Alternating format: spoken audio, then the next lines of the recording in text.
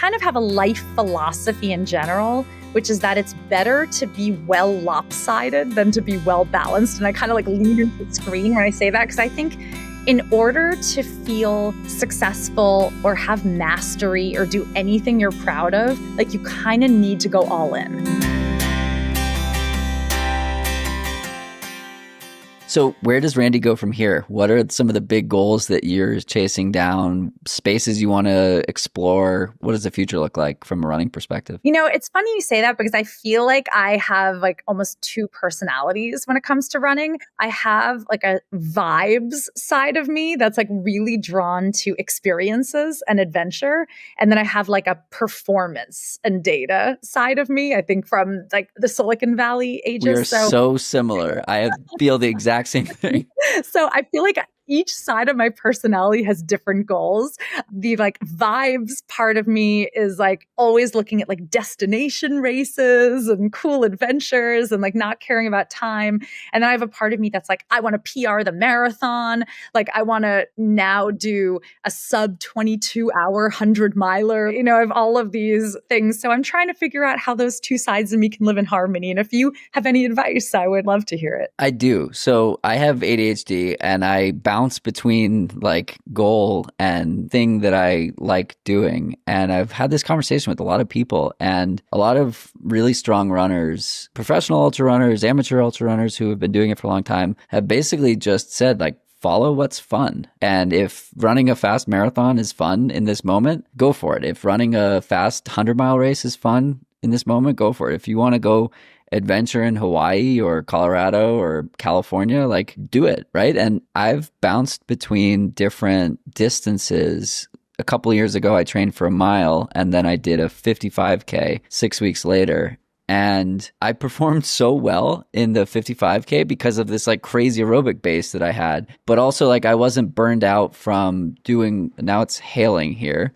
So that's, if you can hear that, that's what's going on in the background. So just, yeah, the bouncing between like following fun. I think it was Sally McRae told me something along these lines. And we don't have to put ourselves in boxes, right? Like I love running on the road. I love running fast, but I live in Colorado and I love running trails and doing adventures in California. And there's just so much to explore. That makes me feel a lot better because I feel like you could look at me and be like, what is this woman doing from month to month? But like after Cocodona, I needed a little bit of a break from long distances. And so I set my sights. I was like, I want to PR my road half marathon, and like, I kind of just like hit that really hard for 2 months. And then I was like, you know what? I really missed the long distances. And that was when I kind of went and signed up for another 100-miler and did that. So, and now I'm like super focused on running this marathon with my son and training with him and having that shared experience together. I also recently joined the board of directors for New York Roadrunners that puts on the New York City Marathon and all of the big races in New York. That's given me a lot of joy too, of kind of diving into the behind the scenes of putting on some of these huge races and learning about that. So yeah, I feel like I love all distances and all terrains and types of running. And I find a lot of joy bouncing between them. Yeah, I think there's a lot of value in doing that, right? It's like there's no need to stay squarely in one lane, right? And even there are great examples of professional runners who are paid to compete and paid to win. And many people are still bouncing between road racing and track racing and ultras. And I think it's like, if I've learned anything from all the professional athletes I've talked to over the years, it's like, it still has to be fun. And even if you're getting paid to compete and win, like these people are still, their North Star is still fun, because if it's not fun, like, right, why do it? There are plenty of other things you can be doing. Exactly. Like we're all so busy, why would you be spending that many hours and dedicating that much time and money and love into something? So for sure, for me, that joy is always my guiding North Star. And, having an activity that makes you like feel confident about your body and your fitness and your health and your community is a huge added bonus on that too. What's the most surprising thing? If the version of you that finished the Chicago Marathon 20 years ago saw you today, what would she be most surprised by? Oh my gosh. I think so much of what I've done was never on my life bingo card. That's such a great question. I'm going to kind of sit with it for 1 second, but within the lens of running. Yeah, I think she would be just most surprised by like, or maybe like the most proud could be another way to answer it. I think the distances. I think, for sure, I don't think anyone like, when I was performing at a mid-level on my cross country team, like I don't think anyone would have like been like, Yeah, she's going to run 250 miles one day. The girl that's going to be like the ultra marathoner. But yeah, I think what has surprised me and what would surprise her is like the grit that I have found in my life. I don't think that I was like necessarily the grittiest kid or like the kid that would like push through and succeed at all costs. But I think life and life miles and life experience brought running back into my life at exactly the right time when I'd kind of amassed that like grit and resilience and mental toughness. I think she'd be surprised at like what both like a warrior I've been able to be, but also like how much joy and sparkle and fun I've still held on to from those youthful days. Yeah, I think she'd be surprised to see that I kind of kept that balance. That's awesome. And that's definitely something that you can strive for going forward, right? And it's like a roadmap for how to be joyous and set a good example going forward too. Totally. But like still like have that killer instinct in you a little too. And you can have both of those. What's a crazy goal you have in running coming up in the next 6 to 12 months? Oh, great one. Okay, I've been thinking about this a lot. So I'm running it back with Cocodona. So I'm doing that again next year. I couldn't stop thinking about like all the things I would do differently now that I know the course. But I'm hoping, to have a big summer next summer because I'm hoping that I'll either also be running Badwater or UTMB in the same summer also. So, definitely adding another kind of like very challenging 100+ mile race in.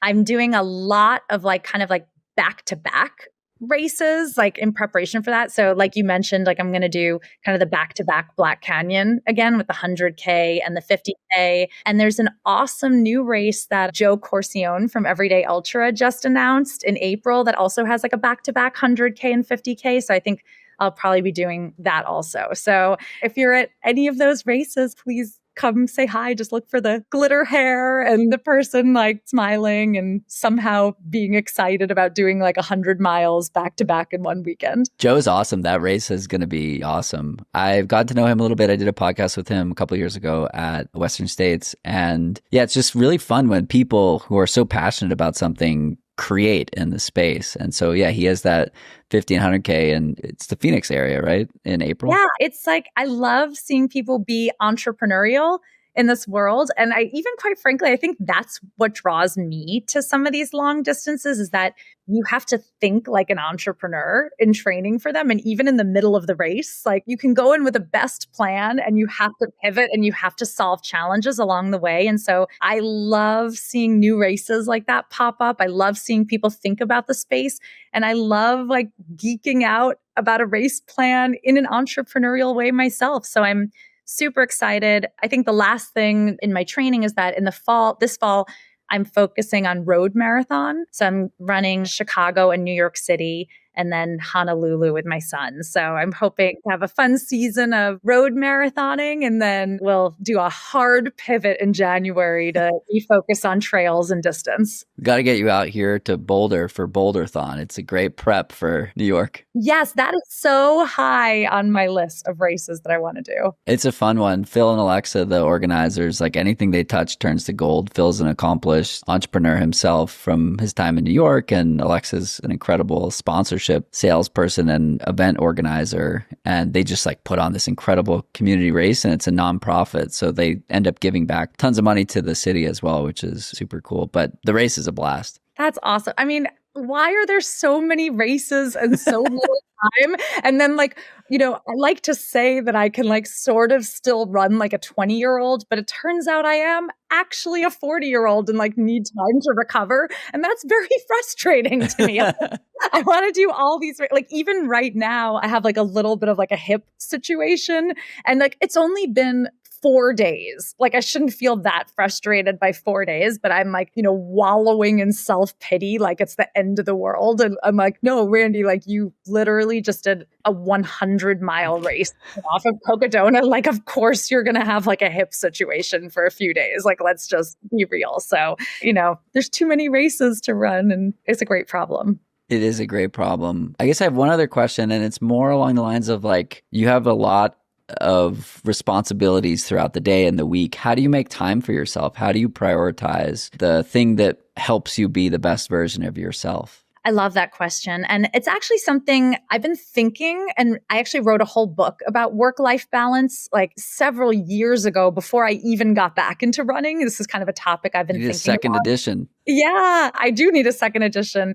I kind of have a life philosophy in general, which is that it's better to be well lopsided than to be well balanced. And I kind of like lean into the screen when I say that, because I think in order to feel successful or have mastery or do anything you're proud of, like you kind of need to go all in. And when I talk to people who are doing things that have so much meaning in their lives, they're not trying to be balanced. They are really like giving themselves permission to go all in. And so for me, like most of my friends and social life revolve around running, so I kind of like hit two birds with one stone. I live in New York City, but I go to bed at like 8 p.m. Like I probably don't take advantage of all of the great things the city has to offer because I'm often up at 4 o'clock or 5 o'clock in the morning so I can get my training in before I have to take my children to school and beyond. I saw a quote that I love that said, you either sacrifice for your goal or you sacrifice your goal. And for me, that